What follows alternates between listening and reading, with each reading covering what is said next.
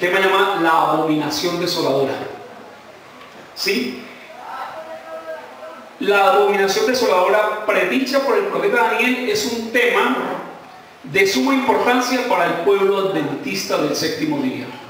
Y más cuando nosotros aceptamos por fe de que el espíritu de profecía es inspiración divina. Es la palabra del Señor a través de nuestra hermana Elena de White. Entonces vamos a textualizar mucho los escritos inspirados por el Espíritu Santo en ella. Amén. Vamos a iniciar en el libro de San Mateo 24:3.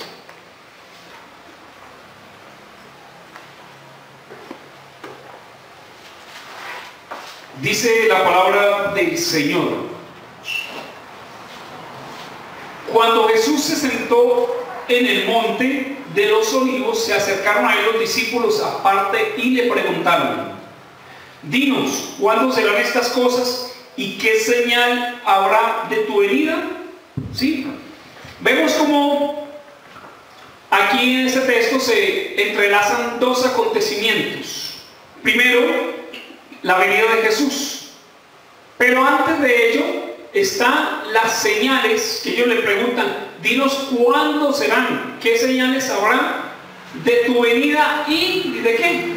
Del fin del mundo. O sea, nos está marcando que con la venida de Jesús va a haber el fin del mundo. Pero Jesús nunca nos dejó a ciegas. Jesús siempre nos marcó las señales. Él, conociendo los tiempos a futuro, predijo cuáles eran las señales. Ahora miremos en el libro ahí mismo en Mateo 24, en el 15, versículo 15 y 16, dice lo siguiente: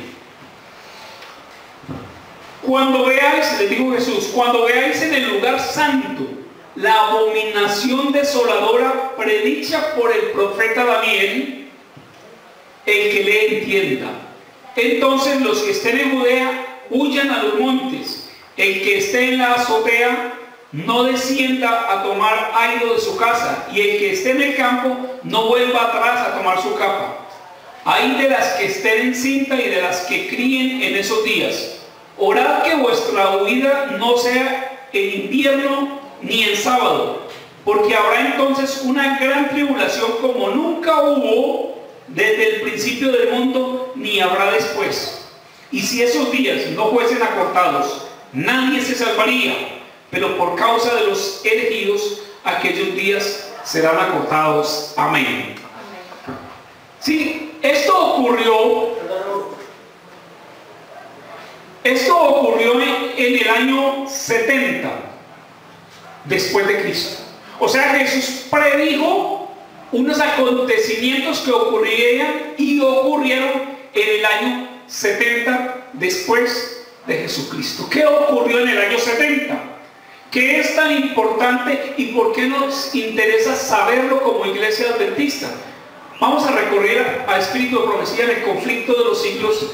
En la página número 40 dice la sierva del Señor. Antes de seguir dice aquí: orar que vuestra huida no sea en invierno ni en sábado. ¿Por qué cree que de pronto sea una huida muy cruel o muy difícil? Ustedes pueden ser, ¿sí? En invierno, ¿sí? No el sábado, primero el sábado. Sí, pero él va a explicarle comenzando por invierno. Tiene que ver. ¿Cómo nos permite a nosotros una huida en invierno? Las condiciones. Las condiciones climáticas, ¿cierto? También hablaba de que ojalá no estuvieran en cinta las mujeres, También las porque es una huida muy difícil. ¿Y por qué un sábado, hermano? Porque el sábado no es para huir, el sábado es para hacer El sábado es para hacer la obra del Señor o para congregarnos. ¿Sí? Supongamos que ese día difícil sea un sábado de congregación. ¿Qué pasaría con la congregación? Estaría muy expuesta. ¿Sí? Entonces, vamos a proseguir. Conflicto de los siglos, en la página 40, dice la sierva del Señor: la profecía del Salvador referente al juicio que iba a caer sobre Jerusalén va a tener otro cumplimiento. Ahora, la pregunta que se hace: ¿por qué es importante que nosotros como adventistas, como pueblo de Dios, conozcamos lo que aconteció en el año 70 que había sido predicho por Jesús, que había sido predicho por el profeta Daniel, como el mismo Jesús lo estableció. ¿Por qué es importante que sepamos nosotros todos estos acontecimientos? Lo está contestando la hermana Elena de White, página 40, repito. La profecía del Salvador referente al juicio que iba a caer sobre Jerusalén va a tener otro cumplimiento. Si ya lo tuvo en el año 70, va a volverlo a tener. Ahora vamos a conocer cuál fue el suceso, cuál fue el cumplimiento de lo predicho por Jesús. Continúa, dice, y la terrible desolación del primero no fue más que un pálido reflejo de lo que será el segundo. Mira, hermanos, la advertencia tan grande que nos hacen a nosotros. Nosotros a veces leemos los libros de Espíritu de Profecía y nos parece algo maravilloso, algo grande, a veces espantoso, porque menciona unas cosas muy fuertes de la realidad de los acontecimientos, pero tenemos que enfocarnos en la importancia, porque el Señor quiso que eso se conociera por su pueblo. Porque el Señor quiere un mensaje para nosotros, para prevenirnos de algo. Por eso decían en lo que leímos en la página 40, que eso que ocurrió, que ya tuvo su cumplimiento, dice que va a tener otro cumplimiento. Después del año 70 no ha habido otra destrucción del pueblo de Dios así. No lo ha habido. Pero dice que va a tenerlo. Y más grave aún cuando dice que ese primero no fue más que un pálido reflejo del segundo, del que viene. Ahora ustedes se estarán preguntando, ¿qué ocurrió en el primero? ¿Cómo fue entonces la destrucción de Jerusalén? Vayamos también a Espíritu de Profecía. En el conflicto de los siglos, también en la página número 29, nos dice lo siguiente la sierva del Señor. Ahora veamos los acontecimientos. Dice, tan pronto como los estandartes del ejército idólatra fuesen clavados en el suelo sagrado, que se extendía varios estadios más allá de los muros, los creyentes en Cristo debían huir a un lugar seguro. ¿Qué es lo que pasó? Antiguamente sabemos cómo eran las batallas. La ciudad de Jerusalén fue sitiada. ¿Qué es sitiar una ciudad? Una ciudad eran amuralladas. Entonces, al sitiarse, se rodea por todos los ejércitos enemigos, rodeada totalmente. ¿Para qué? Para que esta ciudad no tenga acceso a abastecerse de alimentos. Entonces, el ejército viene y se instalaba 1 año, 2 años, lo que fuera necesario, hasta que esa ciudad se le acabaran las provisiones que tenía en los graneros, el trigo, la cebada. Los animales ya no tuvieran pastos para comer dentro de la misma ciudad. Entonces tendrían que rendirse, entregarse en manos del enemigo. Mientras que el ejército sí podría salir a proveerse a diferentes partes de provisiones. Eran ejércitos, estamos hablando de miles, de 10.000 de ejércitos de hombres que rodeaban la ciudad. No tenía forma de salir. Ahora vamos continuando con la historia que pasó. Dice que cuando la hermana de hoy decía que cuando vieran los estandartes del ejército enemigo. ¿Cuáles eran los estandartes? ¿Qué es un estandarte de un ejército? Los ejércitos, cada compañía, ¿sí?, llevaba su estandarte o un banderín. Y ese banderín tenía siempre un emblema. En la parte de encima colgaba en la banderita un emblema, pero de estos ejércitos idólatras tenían el de un dios pagano. Cada compañía se distinguía con el nombre y la imagen de un dios pagano. Ahora, decía que cuando estos estandartes fueran clavados en suelo sagrado, que Juan dice que ese suelo sagrado se extendía varios estadios después de la ciudad, después de la muralla, varios estadios, todavía era considerado tierra santa, tierra sagrada. Entonces, cuando esos estandartes se clavaron allí, era la señal, les había dicho Jesús, y no lo menciona Espíritu de Profecía. Perdón, ellos clavaban los estandartes, pero no se metían a la ciudad. Simplemente el estandarte era como posesión, tomar posesión, ¿sí? Así como cuando el hombre fue a la luna, ¿sí? Clavó su estandarte con la bandera de quién? De Estados Unidos, diciendo, somos los pioneros que vinimos y conquistamos esta tierra. En este caso sería la luna. Sí, se quedaban. Formaban, instalaban de una vez en todo alrededor de la ciudad, por la parte de afuera, campamentos, carpas, y ahí vivían 1 año, 2 años, 3 años, lo que fuera necesario. Ni entraban ni salían. Ni entraban ni salían absolutamente nadie hasta que ese ejército, ese pueblo se empezara a quedar sin suministros y tenían que rendirse. Las cantatas eran para como una cuestión de aviso. Sí, de tomar posesión, de decir. No, antes de estaban cantatas y se iban. Pues sí, para ahí podían salir. No se iban, pero esa era una señal para que los cristianos se fueran. Sí, sí, la señal. Por eso el Señor dijo que cuando vieran los estandartes clavados era la señal de huir de la ciudad. ¿Quiénes? Los cristianos. Ahorita lo vamos a leer allí y encuentro la respuesta, tío. Jesús, cuando el Señor dijo, cuando veáis en el lugar santo la abominación desoladora, Jesús no estaba haciendo referencia al templo. ¿Sí? Jesús no está haciendo referencia de que las abominaciones desoladoras serían en el templo, sino en la tierra santa de Palestina, que era toda la región. Toda esa región era tierra santa. Entonces cuando vieron los estandartes en la tierra santa, no necesariamente en el templo, sino en la tierra santa, ya era la señal para huir, lo que usted decía. O sea, cuando vean lo pagano sobre lo santo. Los cristianos de aquella época, dice Espíritu de Profecía en la página 29, dice que atendieron el aviso, la señal que el Señor les dijo, y la Biblia y Espíritu de Profecía dice que no pereció ni un solo cristiano, sabiendo que destruyó la ciudad. Vamos a mirarlo más adelante. Miremoslo en el Lucas 21, libro de San Lucas. Capítulo 21, versículo 20 al 24.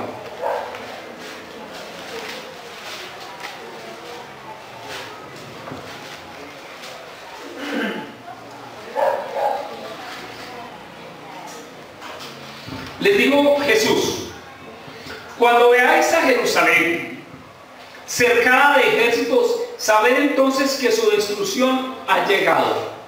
Entonces los que estén en Judea huyan a los montes, los que estén en la ciudad váyanse, y los que estén en los campos no entren en ella, porque esos son días de castigo para que se cumpla todo lo que está escrito. Hay de las que estén en cinta y de los que críen en esos días, porque habrá gran calamidad en la tierra e ira en este pueblo.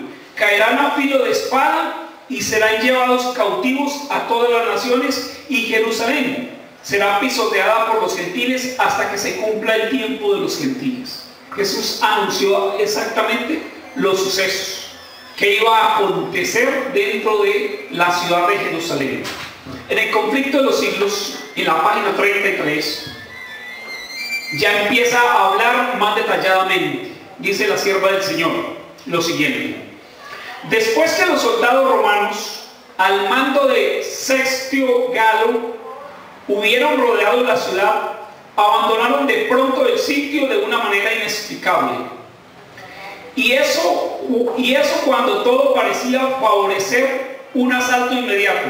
Perdida ya la esperanza de resistir un ataque, los sitiados estaban a punto de rendirse, cuando el general romano retiró sus fuerzas sin motivo aparente para ello. Empero la provisora misericordia de Dios había dispuesto los acontecimientos para bien de los suyos. ¿Qué ocurrió allí? ¿Qué es lo que le está diciendo Espíritu de Profecía? Que la ciudad ya llevaba mucho tiempo sitiada, al mando del general Sestio Galo. Era el que estaba liderando estos ejércitos para la toma de Jerusalén. Y que de una manera inexplicable, cuando ya Jerusalén, toda la ciudad se iba a rendir, se iba a entregar porque ya no tenía provisiones, dice que de un momento a otro Sestio Galo retiró su ejército, dijo, nos vamos de acá, y se fueron, abandonaron una ciudad que ya estaba sitiada a punto de entregarse. Ya las provisiones se habían acabado prácticamente, pero dice el Espíritu de Profecía que fue la misericordia de Dios que hizo en el corazón de Cestio Galo que se retirara de aquel sitio, de aquella situación en que tenía Jerusalén. ¿Para qué? Por amor a su pueblo. No a toda la ciudad, sino por amor a aquellos que escucharon las señales que Jesús había predicho. Que nomás vieran esto, huyeran. Entonces, este ejército de Cestio Galo se retira, inexplicablemente. Se retiró porque Dios lo dispuso así para cumplir las promesas, que entonces los cristianos salieran y huyeran a lugar sitio. Ya no habían provisiones en la ciudad. Continúa en la página 34 del conflicto de los siglos lo siguiente. Habiéndose retirado Cestio Galo, los judíos hicieron una salida para perseguir a los romanos. Entre tanto que ambas fuerzas estaban empeñadas, los cristianos pudieron salir de la ciudad. Se va el ejército de Cestio Galo, salen entonces los romanos detrás a perseguir al ejército enemigo, y fue la oportunidad donde los cristianos salieron, porque los cristianos tampoco podían salir porque la ciudad estaba sitiada completamente. Nadie entraba ni salía, fuera judío o fuera cristiano. Pero al salir el ejército de Cestio Galo, los romanos se van detrás a perseguirlos, dejan la ciudad abierta prácticamente, y los cristianos siguieron las indicaciones de Jesús: huyan, porque empero la ciudad va a ser destruida, les dijo Jesús. Cualquiera hubiera creído, no, ya, si ellos huyeron ya no nos van a hacer nada. Pero ellos acataron lo que Jesús les había dicho. Cuando vean esa señal, huyan, porque Jerusalén va a ser destruida, va a ser castigada. Unos 3 años más tarde, después de que Cestio Galo se fue, 3 años más tarde, volvió el ejército romano, pero ya al mando del general Tito. Volvió a sitiar la ciudad. 3 años habían transcurrido. En 3 años cualquiera ya se ve relajado, ya no pasa nada. Sin embargo, los cristianos no quisieron volver a Jerusalén. Se quedaron por fuera. Sabían que lo que había dicho Jesús se iba a cumplir. ¿Qué tanto sabemos nosotros? ¿Qué tanto creemos lo que Jesús nos dice? Estos hombres 3 años no olvidaron las indicaciones de Jesús y decidieron no volver a entrar a la ciudad. Página 34 y 35 del conflicto de los siglos. Continúa la historia, dice: ahora la ciudad está sitiada. Volvimos otra vez a que la ciudad quedó sitiada por el general Tito. Y mire lo que dice de lo que pasó mientras estuvo sitiada. Espantosas fueron las calamidades que sufrió Jerusalén cuando el sitio se reanudó bajo el mando del general Tito. La ciudad fue sitiada en un momento de Pascua, cuando millones de judíos se hallaban reunidos dentro de los muros.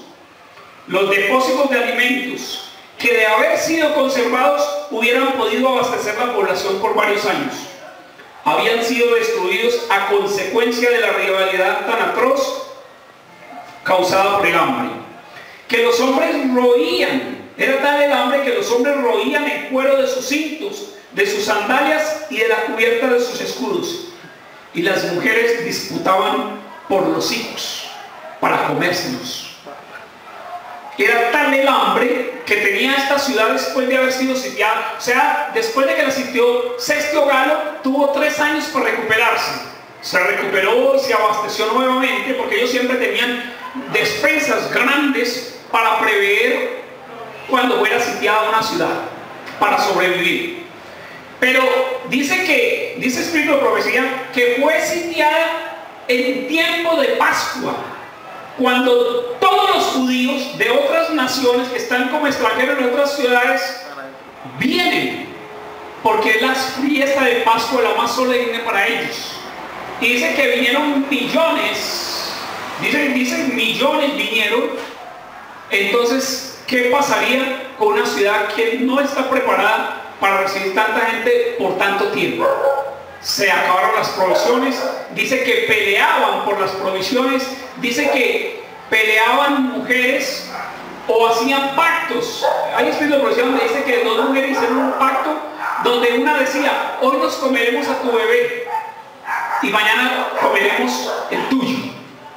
Dicho y hecho, un día se comieron uno y al otro día se fueron a comer el de la otra y la otra ya no quiso, y eso causó un caos judicial, un problema que fue llevado ante el rey para que solucionara este conflicto. Pero era tan el hambre que dice que los hombres de allí de Jerusalén ya no tenían comida y se comían los zapatos. Los zapatos, las chanclas de aquel tiempo no eran como de hoy, que son de caucho, eran de cuero. Y yo me imagino cogían la sandalia y la cocinaban para comérsela. Se roían el cuero de los escudos, que también eran en cuero, de las correas y de las alforjas que tenían, porque era lo único que podían comer, cueros. En esto estaba pasando Jerusalén, tras el segundo sitio al mando del general Tito. Pero recordemos, miren lo caótico de lo que estaba sucediendo en la ciudad. Recordemos lo que decía escrito de profecía, que este primer sitio, esta primera destrucción de Jerusalén no sería más que un pálido reflejo de lo que sería el segundo. Y ese segundo lo estamos esperando. Estamos esperándolo. Si este fue caótico, el otro será más difícil. En la página 37 del conflicto de los siglos nos dice: furiosos los soldados arrojaban teas encendidas en las cámaras contiguas al templo, y con espada degollaban a gran número de los que habían buscado refugio allí. La sangre corría como agua por las gradas del templo. Miles y miles de judíos perecieron decapitados. Por sobre el ruido de la batalla se oían voces que gritaban: Shabbat, que quiere decir la gloria de Dios se ha alejado. ¿Saben? Miles y miles de judíos buscaron refugio en el templo, porque lo consideraban el lugar más santo de allí de Jerusalén. Y se encerraron allí, pero Espíritu de Profecía nos dice que los soldados tiraban teas encendidas o antorchas y encendían el templo, lo incendiaron, y allí murieron a espada e incinerados miles de judíos. ¿Murieron cristianos? Dice que no, que ni un solo cristiano pereció allí. Todos escucharon el aviso de Jesús: cuando veáis la abominación desoladora sobre tierra santa, huid. Era la señal. Ahora, los judíos jamás pensaron que les pasaría algo dentro del templo. Lo consideran como el lugar más seguro. Tal vez nosotros podemos estar pensando lo mismo, que el lugar más seguro es el templo, nuestro templo. Y tal vez por fuera nos sentimos desprotegidos, pero aún estando dentro del templo, si tu vida no está consagrada al Señor totalmente, es un lugar incluso riesgoso para ti. Ahora, a nosotros como a los judíos se nos ha dado instrucciones para que no nos ocurra lo mismo como a ellos. Joyas de los Testimonios, en el tomo 2, en la página 165, dice lo siguiente. Fue escrito en 1885 este mensaje. Ya van a ver por qué la importancia de la fecha. Digo la hermana Elena de White: no está lejano el tiempo en que, como los primeros discípulos, seremos obligados a buscar refugio en lugares desolados y solitarios, así como el sitio de Jerusalén por los ejércitos romanos fue la señal para que los cristianos huyesen de Judea. Así la asunción de poder por parte de nuestra nación, o sea, Estados Unidos, con el decreto que imponga el día de descanso papal, será para nosotros la amonestación. Entonces será tiempo de abandonar las grandes ciudades y prepararnos para abandonar las menores en busca de hogares. ¿Le pusieron cuidado a este texto? Dice la hermana Elena de White en 1885, dijo: no está lejano el tiempo en que, como los primeros discípulos, fueron obligados a buscar refugio seguro para ellos, y que para ellos tuvieron una señal, que era cuando fuera colocados los estandartes sobre tierra santa, o sea, lo profano sobre lo santo. Dice que para nosotros la señal será cuando Estados Unidos decreten la ley dominical. Lo decía textualmente, dice: así la asunción de poder de Estados Unidos, con el decreto que imponga el día de descanso papal, será para nosotros una amonestación. Entonces será tiempo de abandonar las grandes ciudades y prepararnos para abandonar las menores en busca de hogares. Y sin embargo nos fascinan las ciudades.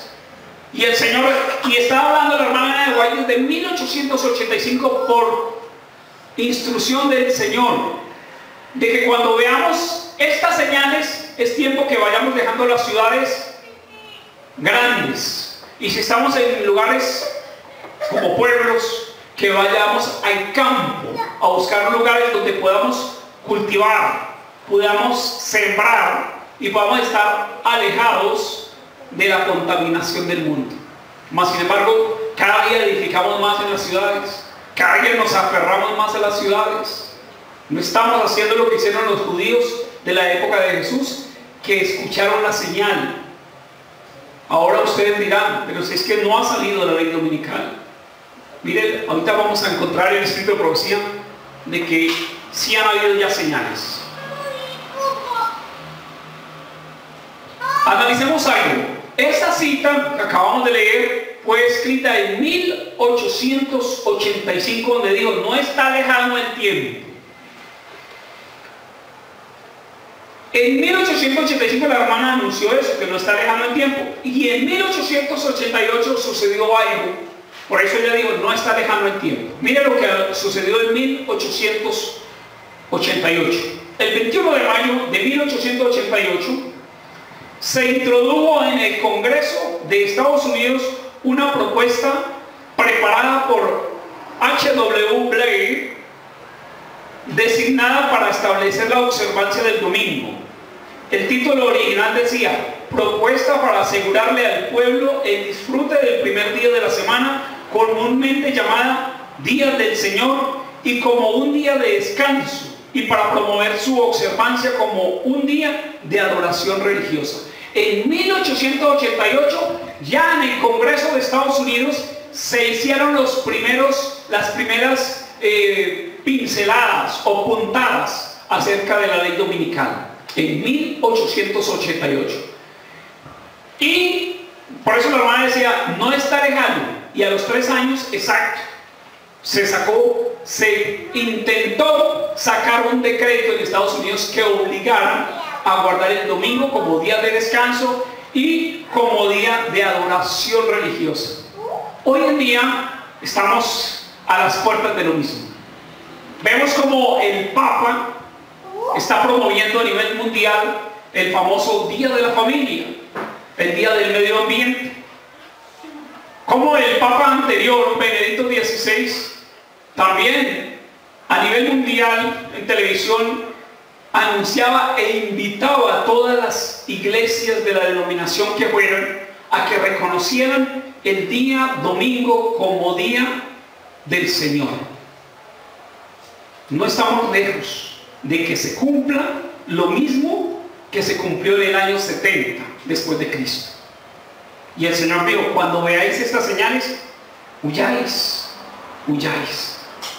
Pero ¿saben? A veces escuchamos tanto estos textos que se nos vuelven parte del paisaje. Y sembramos más las raíces nuestras en las ciudades.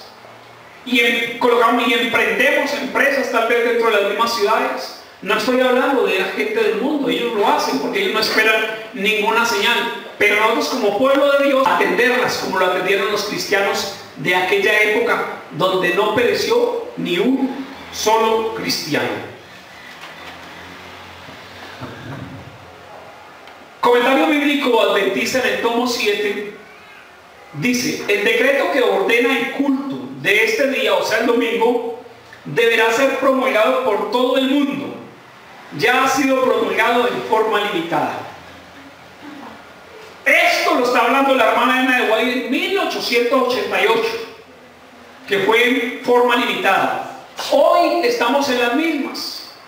Hay países que ya aceptan el domingo como un día de descanso obligatorio. Argentina tiene regiones donde ya acepta. De Argentina es el Papa actual. En Europa ya hay países Aquí que aceptan. en la isla de San Andrés también. En la isla de San Andrés también. Está en diferentes partes del mundo aceptando esto. Y nosotros tenemos que estar pendientes de la señal. El Espíritu de Profecía dice que hoy en día el estandarte, ¿sí?, que nos da la señal es el domingo papal, el día papal, que es el día domingo, como día del Señor o como día de descanso. Ese es el estandarte. ¿Por qué es el estandarte del domingo? ¿O por qué es la señal? Porque la señal es lo profano sobre lo santo. Lo profano queriendo ocupar el lugar del día santo. O sea, el domingo, que es el día papal, queriendo usurpar la posición del día santo, que es el sábado. O sea, es la señal. Si nos vamos a ver, nosotros no conocemos qué está el Congreso en Estados Unidos trabajando, elaborando, y estamos solamente esperando que salga el decreto. Cuando ya salga el decreto es porque ya esto ha avanzado demasiado. Tenemos que estar preparándonos desde ahora, ir yéndonos a vivir tal vez al campo. Ahora pudiéramos hacer comunidades en el campo, como lo ordena la hermana Elena de White, como nos da instrucción la hermana Elena de White. Ahorita lo vamos a mirar. En Mensajes Selectos, en el tomo 2, en la página 413, dice lo siguiente: el mundo protestante ha establecido un día de reposo idolátrico en el lugar donde debería estar el sábado de Dios, y van en pos de las pisadas del papado.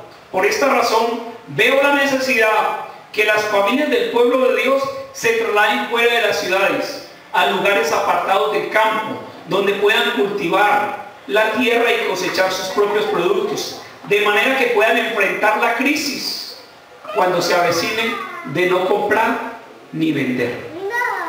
Dice la hermana Elena de White en Mensajes Selectos que nosotros, como pueblo de Dios, deberíamos estar estableciendo comunidades en el campo hace tiempo. Qué maravilloso sería que el pueblo de Dios decidiera, fuéramos como familia, como una verdadera comunidad, y tal vez vender posesiones que tenemos en este mundo y adquirir terrenos muy retirados y formar comunidades donde haya una iglesia, donde haya cada parcela, donde cultivemos nuestro propio alimento. Ese es el ideal del Señor, y eso es lo que manda el Señor.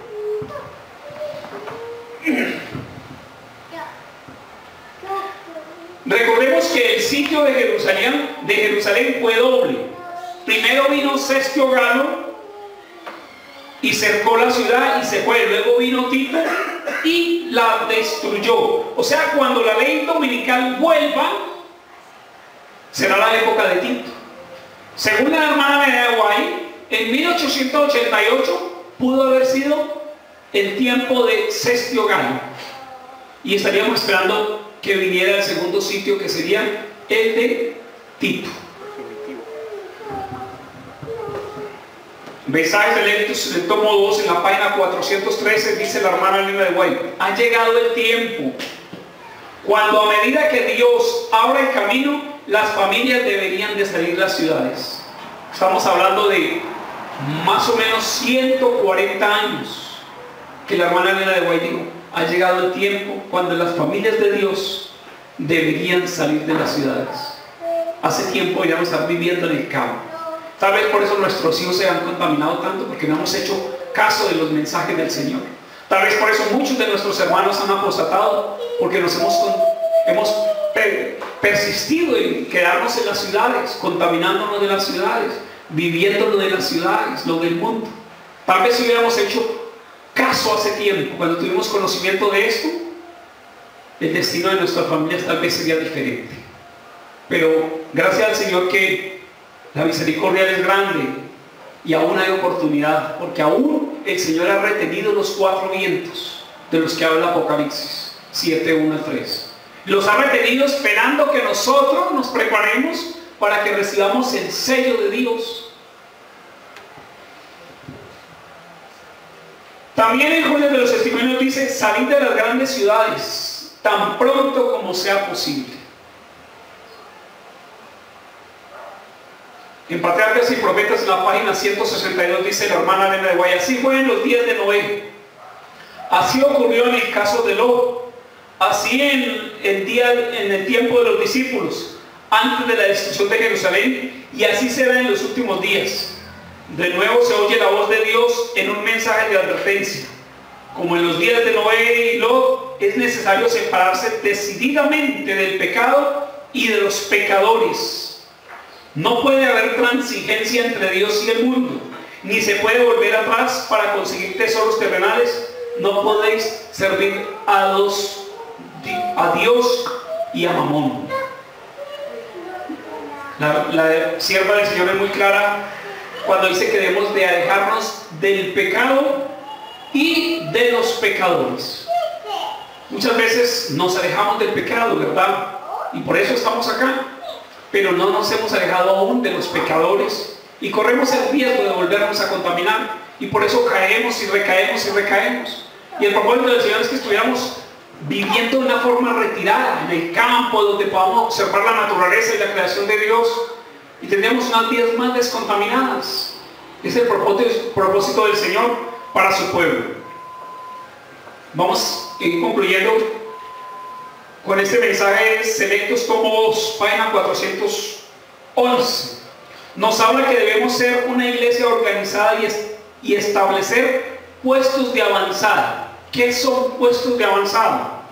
Son sitios apartados que tengan todo lo necesario, donde el pueblo de Dios pueda establecer su propia educación, pueda establecer su propia alimentación, pueda establecer su propia centro de salud. Por eso dice que deberíamos de estar construyendo puestos de avanzada. Y de allí, de los puestos de avanzada, dice el Espíritu de Profecía, que no vendríamos a las ciudades sino a predicar el Evangelio y a enseñar lo que el Señor nos ha enseñado a nosotros. El mensaje Selectos, en el tomo 2, en la página 162, dice: dentro de no mucho tiempo habrá contienda y confusión en las ciudades, que aquellos que deseen salir de ellas no podrán hacerlo. Debemos estar preparados para estos acontecimientos. Hermanos, dice que las ciudades y este mundo llegará a un caos tan grande que cuando ya querramos salir de las ciudades ya será imposible. ¿Por qué? No sabemos todavía, pero el Señor nos está diciendo: salgan mientras pueda ser posible. Cuando ya vean las señales, cuando hayan las oportunidades, salgan. Hermanos, este hogar ya llegó, de acuerdo a lo que leemos del Espíritu de Profecía, y podemos discernir. Estamos esperando a Tito. Ya están dando puntadas grandes de la ley dominical. Hay gente que no le gusta escuchar, que es un tema ya muy trillado. Hermanos, aquellos que dicen eso van a ser de las personas que se van a quedar en Jerusalén con los judíos, mientras que el pueblo de Dios, los cristianos, tal vez ya habremos salido. El Señor nos está llamando a que salgamos de las ciudades.